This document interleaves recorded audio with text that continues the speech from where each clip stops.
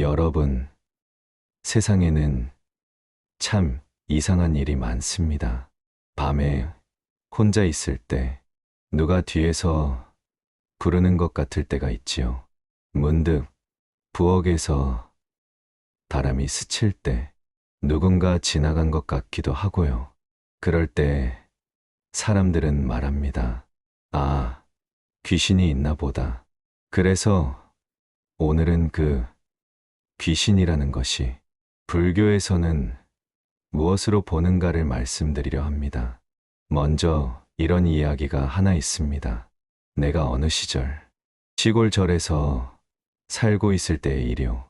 어느 날 한 할머니가 찾아왔습니다.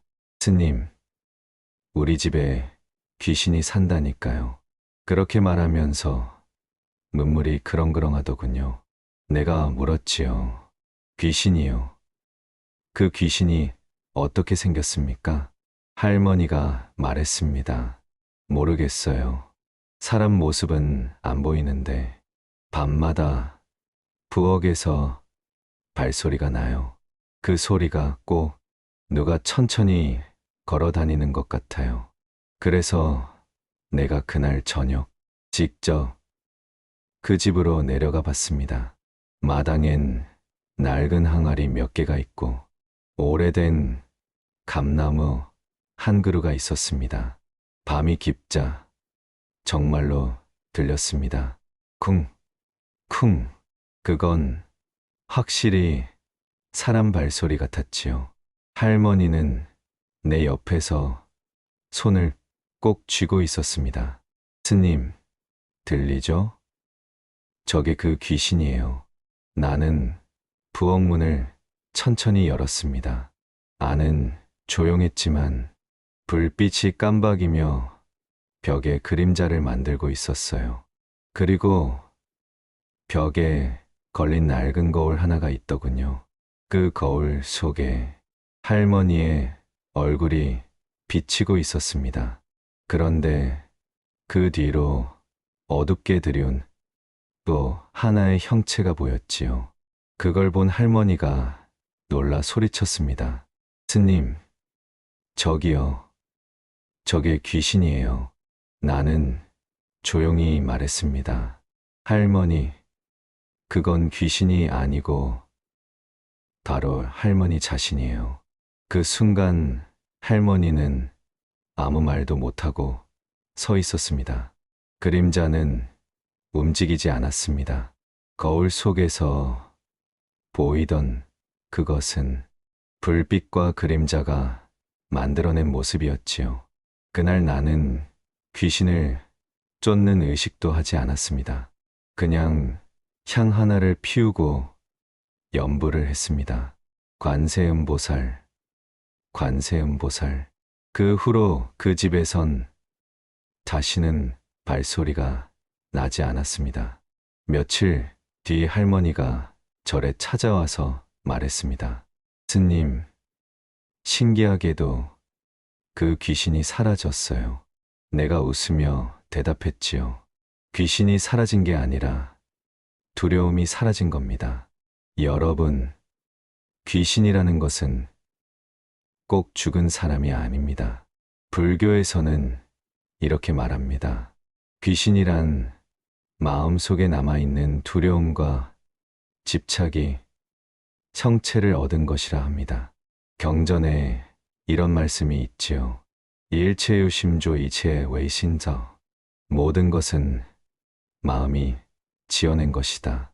즉, 마음이 두려움을 만들고 그 두려움이 형태를 취하면 우리는 그것을 귀신이라 부릅니다. 눈으로 본 것 같아도 사실은 마음이 만들어낸 그림자일 뿐입니다. 누구나 두려움을 가지면 귀신을 보게 됩니다. 누구나 미움을 품으면 원수를 만나게 됩니다. 그 모든 것이 마음에서 일어나는 일이지요. 그래서 스님들은 말합니다. 진짜 귀신은 죽은 자가 아니라 살아있는 자의 마음속에 산다. 자, 이제 본격적으로 이야기해 봅시다. 많은 분들이 물어요. 스님, 귀신은 진짜 있습니까? 그럴 때 나는 이렇게 대답합니다. 예, 있습니다. 하지만 우리가 생각하는 귀신과는 전혀 다릅니다. 사람들은 흔히 귀신을 죽은 뒤에 떠도는 영혼이라고 생각하지요. 하지만 불교에서는 귀신이라는 존재를 세 가지로 나누어 설명합니다. 첫째, 중음 신종이인션, 아직 머물 곳을 찾지 못한 존재. 사람이 죽으면 육신은 흙으로 돌아가지만 마음의 작용, 즉 식신은 사라지지 않습니다. 그 시기 다음 생을 받을 때까지 머무는 기간이 있습니다. 그 기간을 중음종이인이라 부르고 그때의 존재를 중음신이라 합니다. 불교에서는 보통 이 기간을 49일이라 하지요. 그래서 49제를 지내는 겁니다. 이때는 그 영혼이 아직 새 인연을 받지 못하고 세상과 저 세상 사이를 오가는 때입니다. 때로는 가족의 곁에 머무르기도 하고 옛집을 서성거리기도 합니다.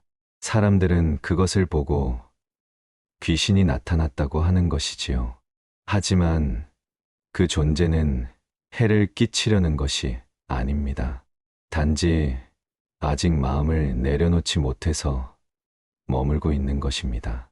두 번째, 귀신은 실제로 존재하는 것이 아닙니다.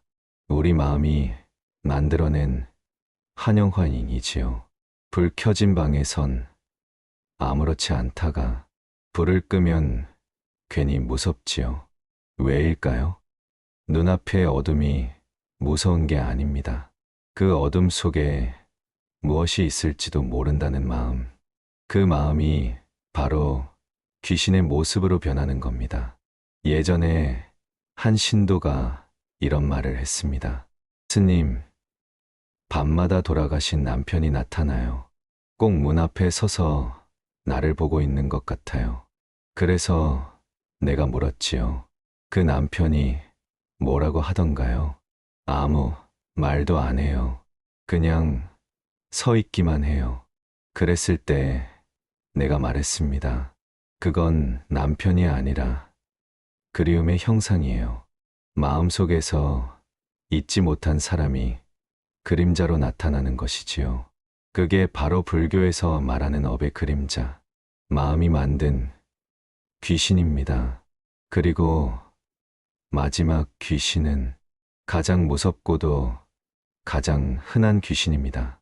그건 바로 살아있는 사람 속에 깃든 귀신, 즉 탐진치탄천치의 영혼입니다. 욕심이 지나치면 그 욕심이 사람을 삼키고 분노가 깊으면 그 분노가 사람의 얼굴을 바꾸어 놓습니다. 그래서 이런 말이 있지요. 화를 낼 때는 그 사람 얼굴에 귀신이 붙는다. 실제로 화를 내는 순간 눈빛이 바뀌고 목소리가 변합니다. 그건 귀신이 붙은 게 아니라 마음속의 어두움이 얼굴로 드러난 것이지요. 이런 귀신은 제일 무섭습니다. 왜냐하면 죽은 자의 귀신은 사라지지만 살아있는 귀신은 계속해서 업을 쌓기 때문입니다. 남을 미워하고 원망하고 욕심을 부리며 살아가는 동안 그 귀신은 점점 커집니다. 그래서 부처님께서는 말씀하셨습니다. 자신의 마음을 다스리지 못하면 1000명의 원수를 이겨도 아무 소용이 없다. 여러분, 귀신은 결코 바깥에서 오는 존재가 아닙니다. 귀신은 언제나 마음속에서 생겨나고 마음속에서 사라집니다. 어떤 사람은 어둠 속에서도 평온하지만 어떤 사람은 햇빛 아래서도 두렵습니다. 그 차이는 단 한 가지, 마음을 비춘 불빛이 있느냐 없느냐입니다. 자, 이제 이런 질문을 받습니다. 스님, 그럼 귀신을 없애려면 어떻게 해야 합니까? 부적을 써야 합니까? 연부를 외워야 합니까? 그럴 때 나는 이렇게 대답합니다. 귀신을 없애는 방법은 단 하나뿐이요. 두려움을 비추는 마음의 등불을 켜는 것이요. 귀신이란 게 본래 마음속 어둠에서 생겨난 것이라 했지요. 그러니 그 어둠을 밝히면 귀신은 스스로 사라집니다. 사람이 가장 두려워하는 건 모르는 것입니다. 무엇이 보이지 않을 때 마음은 상상을 만들어냅니다. 그 상상이 바로 귀신의 형체가 되는 것이지요. 예전에 한 노신도가 그랬습니다. 스님, 밤에 자꾸 문 앞에서 누가 서 있는 것 같아요. 그래서 내가 그 집에 가보니 문 옆에 검은 코트를 걸어둔 옷걸이가 있었어요.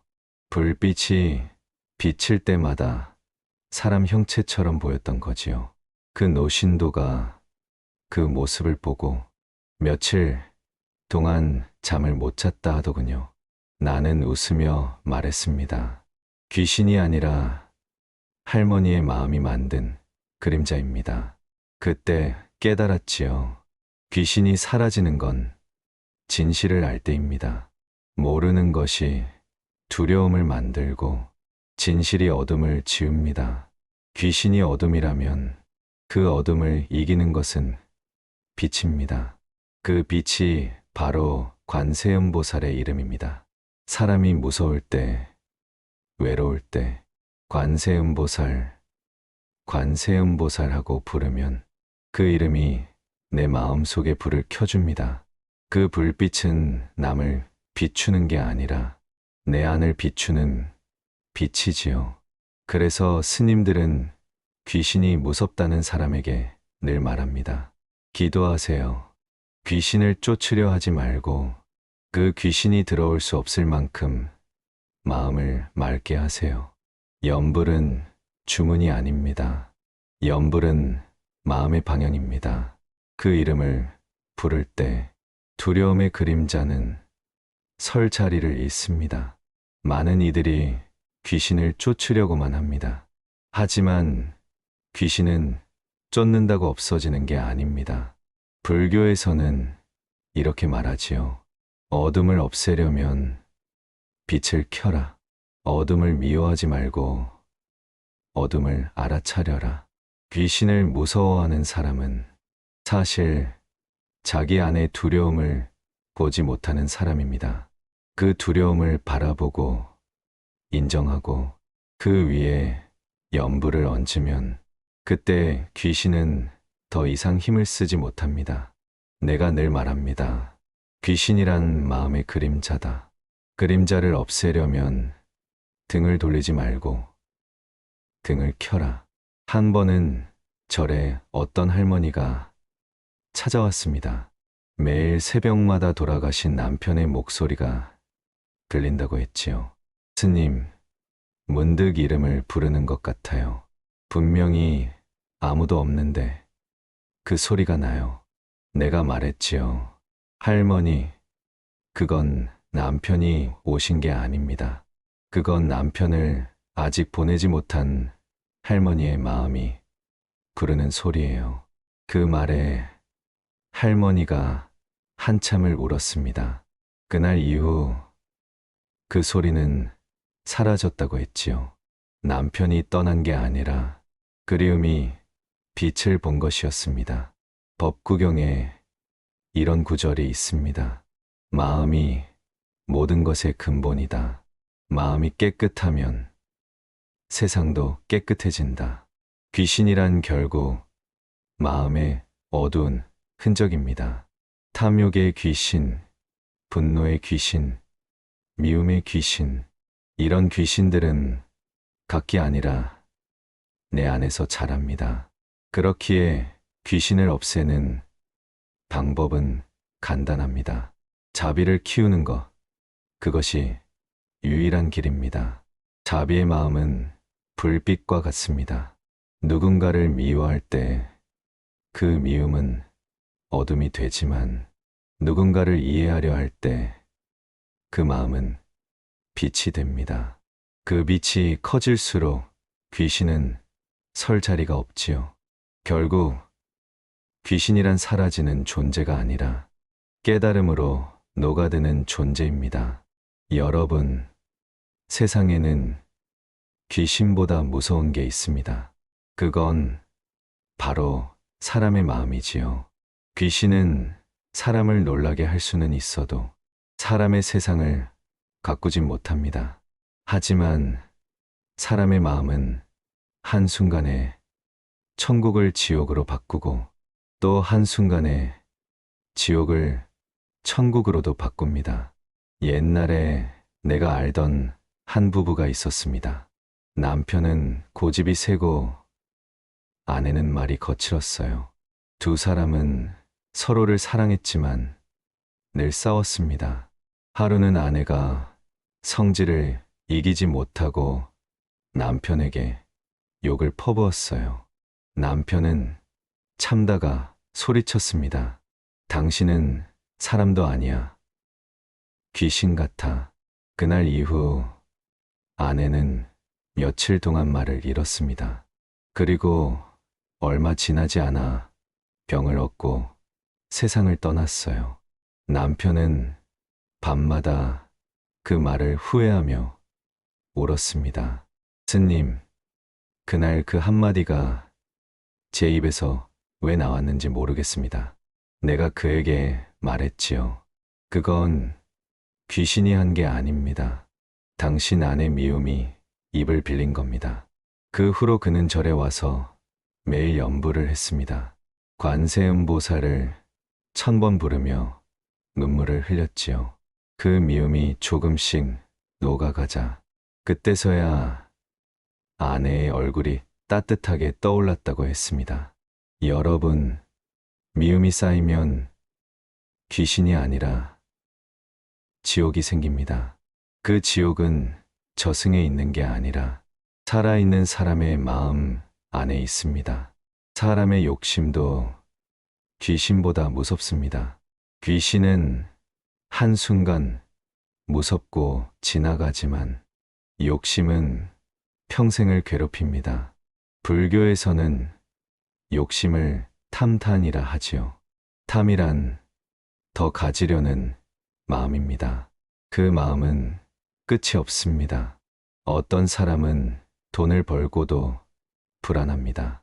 더 벌어야 마음이 놓인다고 하지요. 하지만 그 욕심은 채워도 목이 마릅니다. 그때 이미 마음은 귀신이 되어버린 겁니다. 욕심의 귀신은 밖에 있지 않습니다. 자신이 만든 그 욕심이 자신을 삼키는 것입니다. 그래서 부처님은 말씀하셨습니다. 모든 괴로움의 근원은 탐욕이다.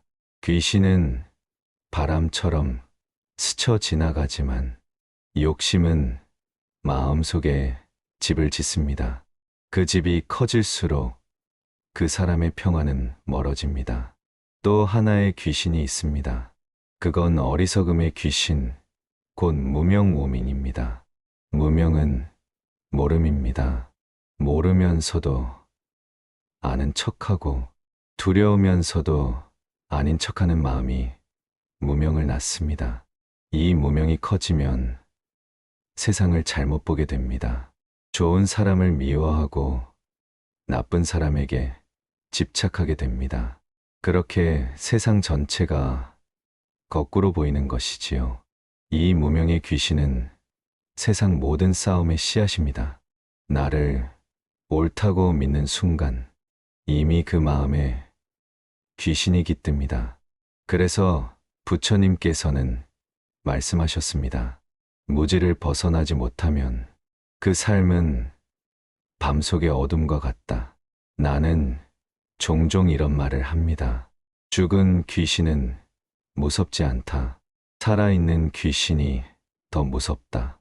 살아있는 귀신은 웃으면서 상처를 주고 이익을 위해서라면 거짓도 서슴지 않습니다.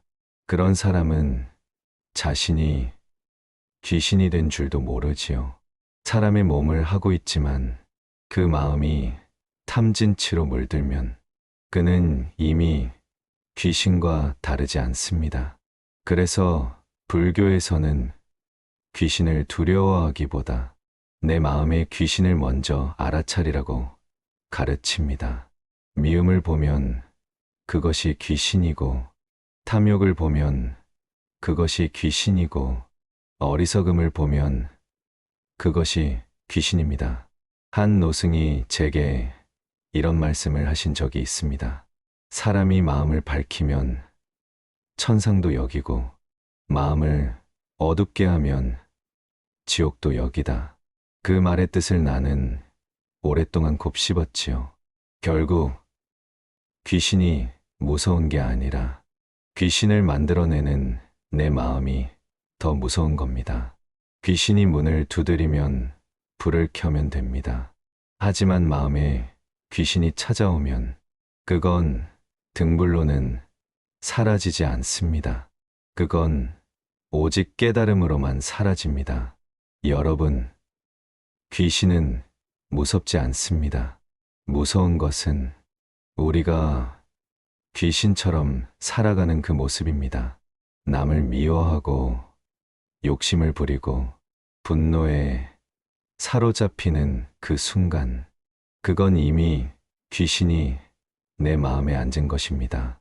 여러분, 지금까지 귀신 이야기를 많이 했습니다. 하지만 이 이야기는 사실 귀신이 아니라 우리 마음의 이야기였습니다. 사람들은 눈앞의 그림자를 무서워하지만 불교에서는 그 그림자조차 마음이 만든 허상이라 가르칩니다. 그렇다면 그 귀신이 사라지는 순간은 언제일까요? 바로 마음이 자기 자신을 알아차릴 때입니다. 그때 귀신은 사라지고 부처가 나타납니다. 예전에 절에 있을 때 한 중년의 남자가 찾아온 적이 있습니다. 그는 매일 밤마다 죽은 어머니가 나타난다고 했습니다. 스님, 어머니가 제 꿈에 와서 울어요. 제 탓을 하는 것 같아요. 그 말을 듣고 나는 물었지요. 어머니를 생각하면 어떤 마음이 듭니까? 그는 울며 대답했습니다. 죄송합니다. 제가 젊을 때 어머니에게 참 불효했습니다. 나는 그에게 이렇게 말했어요. 그럼 그건 어머니가 온 게 아닙니다. 그건 당신의 죄책감이 만든 어머니의 모습입니다. 그 마음을 내려놓으세요. 어머니는 이미 당신을 용서하셨습니다. 그는 그 말을 듣고 한참을 울었습니다. 그리고 며칠 후 절에 다시 와서 말했습니다. 스님, 이제 꿈에 어머니가 안 나타납니다. 대신 편안히 웃는 얼굴이 떠올라요. 그때 나는 말했지요. 귀신이 사라진 게 아닙니다. 당신의 마음이 밝아진 겁니다. 불교에서 부처란 먼 곳에 있는 존재가 아닙니다. 두려움이 사라진 마음, 그것이 곧 부처의 마음입니다. 귀신이란 어둠이요, 부처는 빛입니다. 어둠은 빛을 이기지 못합니다. 왜냐면 어둠은 본래 없음이기 때문입니다. 그래서 부처님은 말씀하셨습니다. 어둠을 없애려 하지 말고 등불을 켜라. 그 등불이 바로 지혜의 눈, 자비의 마음입니다. 이 마음이 켜지면 귀신은 자연히 사라집니다. 그 귀신이 내 밖에 있든 내 안에 있든 말이지요. 자비는 귀신을 쫓지 않습니다. 자비는 귀신을 품습니다. 왜냐면 귀신도 결국 괴로워서 헤매는 존재이기 때문입니다. 누군가의 원망, 누군가의 미움, 누군가의 그리움이 풀리지 않아 떠도는 존재이지요. 그것을 미워하면 더 얽히고 불쌍히 여기면 풀립니다. 그래서 스님들은 제사 때 늘 이렇게 연불 하지요. 고온들이여 부디 편안히 가십시오. 당신이 머무는 곳마다 부처님의 빛이 비추길 바랍니다. 그 말은 결국 나 자신에게 하는 말이기도 합니다. 내 마음속의 귀신이여, 이제 그만 떠나라. 이제 나는 미워하지 않겠다. 원망하지 않겠다. 그 순간 마음속에 지옥문이 닫히고 부처의 빛이 들어옵니다. 법구경에 이런 말씀이 있습니다. 원망하는 마음을 버리면 그 즉시 천상이다. 해탈이란 먼 곳이 아닙니다. 내가 누군가를 미워하지 않는 그 순간 이미 해탈입니다. 귀신이 사라지는 그 자리, 그곳이 바로 극락지례입니다. 그러니 귀신을 두려워할 필요 없습니다. 진짜 무서운 건 귀신이 아니라 귀신처럼 살아가는 내 마음의 어둠입니다. 그 마음이 부처의 자비로 바뀌는 순간 세상 모든 귀신은 사라집니다. 여러분, 귀신이 두렵거든 기도하십시오. 관세음보살, 그 이름 하나만으로도 마음이 환해집니다. 귀신이 보이거든 미워하지 마십시오. 그건 어쩌면 내 마음이 나를 부르는 소리일지도 모릅니다. 그때 고개 숙여 연불하십시오. 그 마음이 부처의 마음이 됩니다. 그리하여 귀신이 사라지는 순간 그 자리에 부처가 앉습니다. 그 부처는 남이 아니라 바로 여러분 자신입니다.